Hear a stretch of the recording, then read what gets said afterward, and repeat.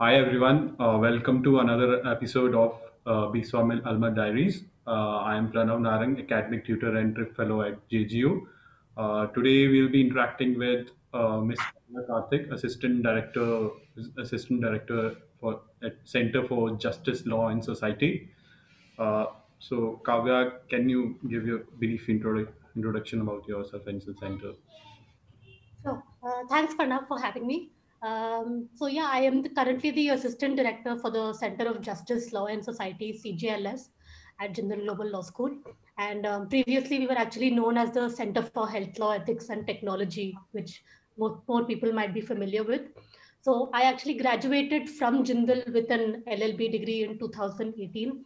And since then, I've actually been working with CJLS in different capacities. So I started off as a research fellow with CJLS, and then I became a research associate, senior research associate, and currently the assistant director. So I actually made the decision not to pursue my LLM right after graduation, but I wanted to work for a few years before I went for my LLM. Nice to hear about your center and your experience. So we'll begin with your discussing about your experience and your how. Can you talk about how and when did you decide to pursue career in academics, specifically in the sector of gender justice or healthcare industry? Yeah. So actually, while I was a student at Jindal itself, I started working with Professor Deepika Jain, who is the director of Center for Justice and Society. And, she was a professor as well. And I started working with her as a research assistant. So that continued on for a period of about 2 years when I was at Jindal. So I would work with her and sometimes on her papers or sometimes on the center projects, that were going on at the time. So I got really interested in, research and writing at that point. After that, I think, my last semester at Jindal, I also did a TA-ship with her. So I was a teaching assistant for her elective course called Law, Desire and Popular Culture. So I had already taken the course previously and I was doing the TA-ship.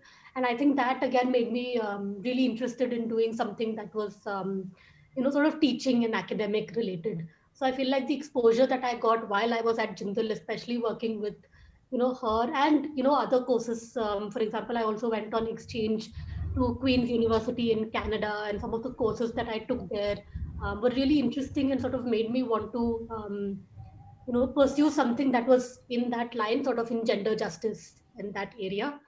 So that's when I started thinking about it. But I will say that even at the time I graduated, in 2018, I wasn't completely sure if academia was the right path. So I was sort of trying to decide between whether I should do human rights lawyering, which at that point was, one of the main things that I was focused on, versus something like this. And then it just so happened that I got the opportunity to be a fellow at the center. And I think the few months that I was a fellow at the center made me, really sort of fall in love with just research and writing and all the opportunities that I was getting in that sense. So yeah, I think that's where I, sort of solidified my decision to go into academia. Nice to hear about your journey from your student life to professional life. So, Kavya, what do you think? What are the key skills that are required or one need to develop for landing an opportunity uh, as an academician or practicing lawyer in healthcare industry? See, I can't really speak to practicing lawyer in healthcare or any other industry because that's not something that I've had personally any experience with. So even my internships, for example, have largely been structured around either something like HRLN, which I did in my first semester, or certain other internships that didn't really give me a lot of exposure to litigation. So I can't speak for that. But in terms of academia, see, I will.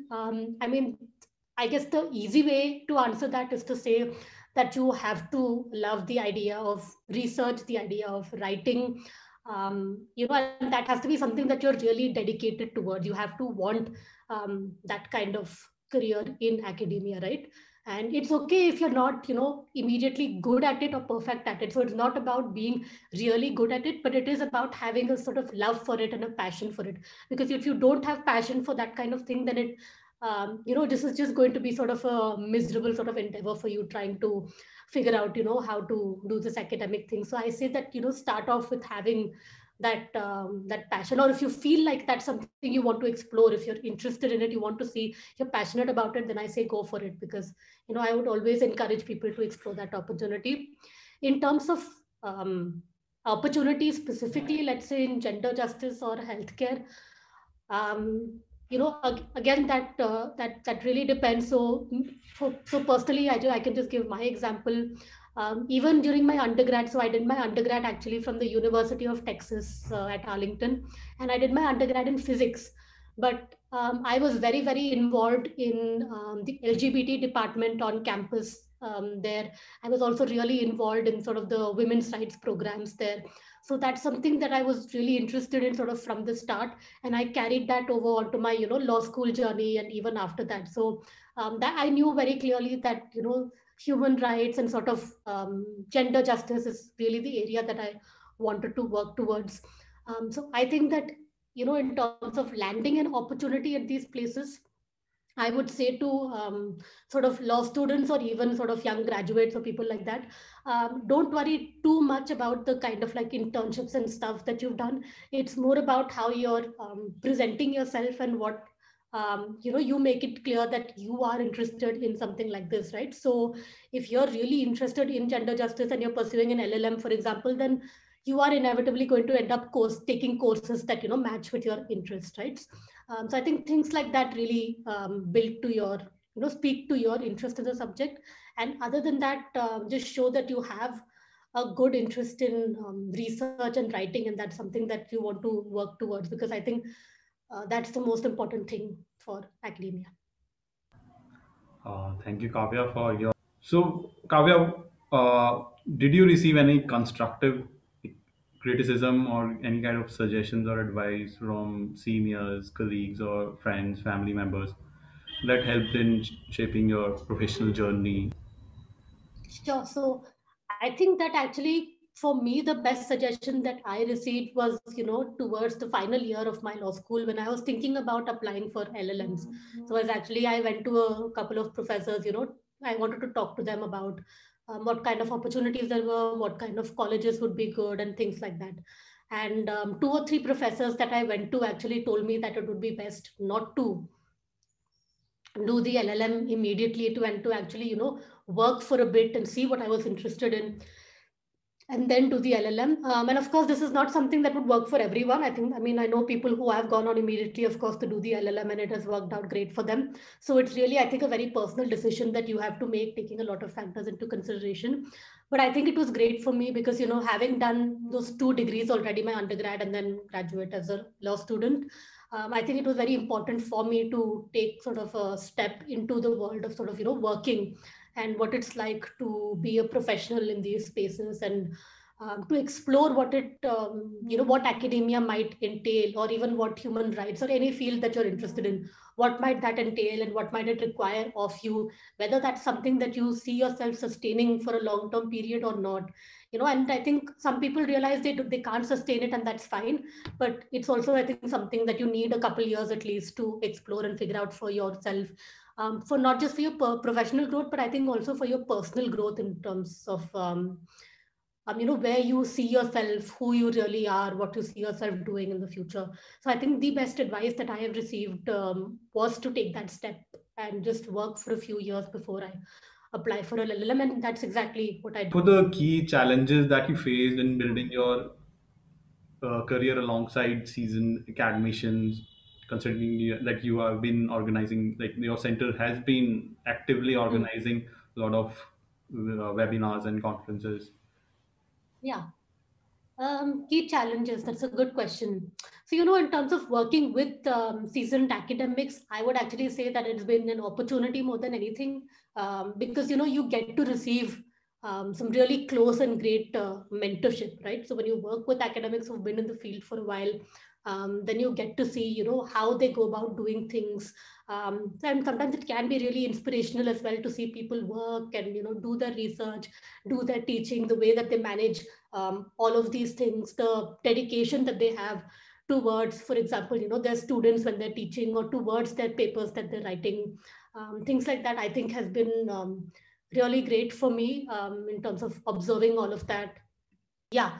And other thing that I would say is that, because CJLS is not just an academic center, it's also a center that really combines activism and advocacy with quality empirical sort of research, right? So, for example, one of the things that is really really important to us at CJLS is that we don't really take on any sort of project without doing proper consultation. And consultation means that we consult with all the stakeholders, like the grassroots activists, the civil society organizations, of course, lawyers, academics, all of them are a part of it. But we ensure that we are, consulting with activists, people who are really on the ground, people who are affected by, laws and policies and things like that.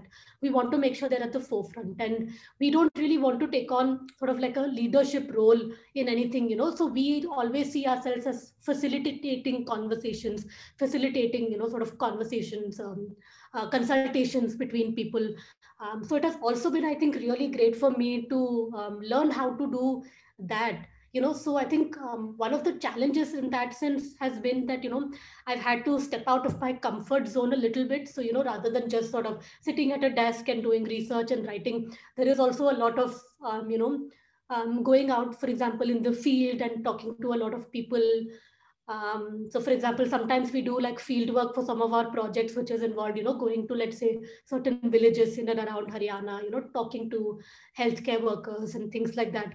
So that definitely requires a bit of stepping out of the comfort zone for me, because I'm not a very social person in that sense. So in order to be able to do that kind of field work, of course, you have to gain people's trust and talk to them and things like that. So I think that, but then again, working with academics sort of gives you that exposure as well, and also that training, like, you watch them do things and then you're able to learn from that and sort of, get better at it the more time that you go on. So yeah, I would say. Yes, I even when I was attending few of your conferences, I had noticed that you have become more social because as I was aware about you uh, as a Yeah. personality while we were pursuing Yeah. our LL.B degree. So, Kavya, Hmm. what do you think? What are the positives and negatives in choosing academics over traditional career path of litigation or corporate practice? Hmm. Again, good question. Yeah, again, so litigation, I can't, yeah, I don't really want to speak to litigation, because the thing is, I think there are a lot of, people who transition from litigation to academia, from academia to litigation more often than they do with corporate. With corporate, I would say one of the main things is, I mean, corporate versus academia, one of the main things is, of course, the money, right? And I don't want to say that as like something that's not good, or because I think money is actually a very, very important factor. There are a lot of people who don't have the kind of resources, or who don't have the privilege to be able to, do certain jobs that only pay like that pay very little a month, right? Now, of course, with litigation, I feel like it's sort of, everyone knows that, in the initial stages you won't make much money. I mean, that's sort of a given with litigation, right? When everyone pursues litigation, they're already aware of that. I think with academia, or even with not even if it's not traditional academia, even with work that sort of, if you're working with any research center around the country, for example, I think one of the things people don't think about that often is the aspect of finances. And if you're someone who is, let's say, completely independent, you're living on your own, you're sort of paying all your own bills, rent and things like that, it can get very hard to sustain yourself, on that kind of salary, right? So, for example, I have generally received a lot of support from my parents, both in terms of supporting my career and interests, and also, financially, so they support me quite a bit in that sense. Right now, of course, I live by myself, so I am also, learning how to do things like budgeting and keep taking care of money and things like that. But I know from my friends' experiences and from generally just hearing about this, that corporate is definitely like it of course it pays much higher, right? So there are certain things that are taken care of when you work in a corporate law sort of setup versus when you work in this sort of academic setup. So I think that's one thing in terms of I don't even know if I would call it a negative, just a trade-off that you have to sort of be telling yourself that yes, this is something, like you choose to pursue academia or you choose to pursue sort of a research job, and you tell yourself yes, I'm okay with living with less money, I guess, in that sense, because that's just the kind of field that I'm in. One. The second thing is, I think, unfortunately, in India, there aren't too many, let's say, research opportunities available. So there are a few research centers, that everyone knows, like Center for Policy Research, CPR, there's Center for, CLPR, like there's a CJLS. So there are a few centers, of course, even in Jindal, I know there are a few centers. But other than that, I think opportunities for this kind of work are kind of scarce in India. So there is, of course, a need to, I think, improve on that and ensure that people who want to do this kind of work have the opportunities that they have. Positives. I think academia, I think, gives you a lot of flexibility in terms of setting your schedule. So, I mean, of course, if you're teaching, then you do have to, attend your classes and things. And it's not that there are no deadlines. Of course, there are going to be deadlines for a project or a paper, things like that. But largely, I think, it's something where you don't always have to be in a 9 to 5 setup. You can have some amount of flexibility in how you work and how you do things. So, I think for a lot of people, that also is something that entices them towards this kind of lifestyle. So, what motivates you to keep continuing in your current role with Center for Justice, Law, and Society? I think it's just something that I've been really passionate about since sort of the beginning of my college life, really. So, like I said, when I was in undergrad in Texas, I was working with the LGBT department and the women's rights department, and that was something that was really rewarding for me personally. It was also something where I was able to feel like I was doing something, I guess, for the community. I mean, it was a fairly limited set of people. It was largely the university that we were restricted to, but still something that gave me a sense of, satisfaction being able to work in these areas, being able to, yeah, and I think, I guess, partly also come from my own experiences and my own identity in terms of, like I identify as a bisexual woman. So I think that also partly keeps me motivated in trying to work on these issues. Other than that, it's just my I love doing research and writing. I love working on the different projects that the center is doing. So lately, we've been doing, for example, a lot of work on reproductive rights, specifically on access to abortion. We've been doing a lot of advocacy as well. So the recent MTP bill that was passed actually in the Rajya Sabha a couple of weeks ago, we did so much, activism and advocacy around that. So those are things that I think really interest me and keep me going. Yeah, and we've also just generally worked on so many important issues like trans rights. We've worked on access to justice. We're working currently on things related to health and access to healthcare. So I think it's this idea that of access to things and ensuring that everyone has access to things, right? So thinking of it as social justice as something where I don't want to work sort of in the social justice field because I believe that other people should have the same things.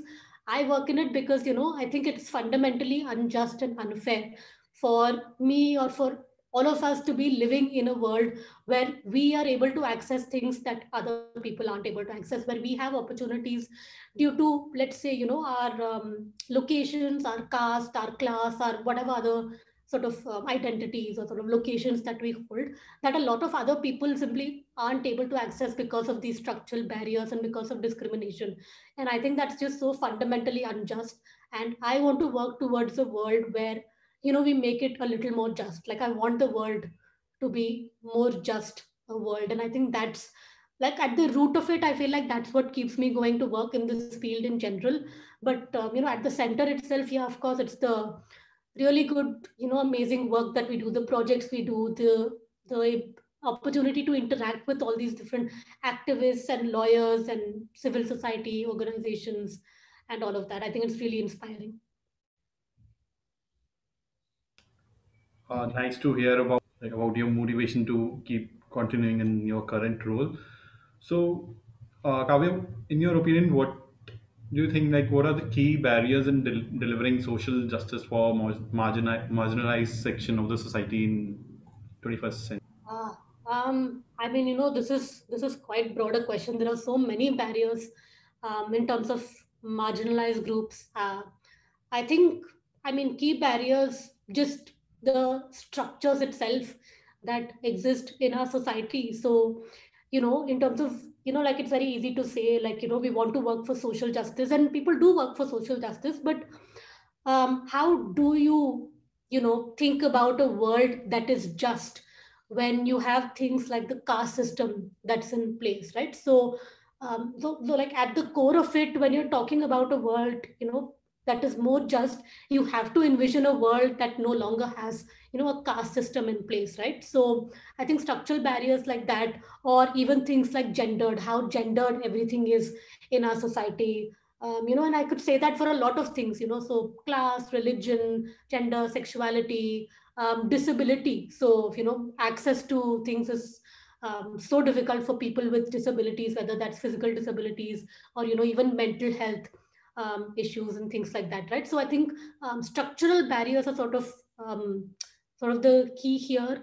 And of course, I personally also have recently been reading up a lot and working towards anti-carceral frameworks, so abolitionist frameworks where we envision a world that is not carceral, in the sense that it's not something that punishment is not what we resort to, so we don't have this kind of policing and prisons. We actually envision alternative modes of justice that don't rely on punitive measures, that don't rely on retribution.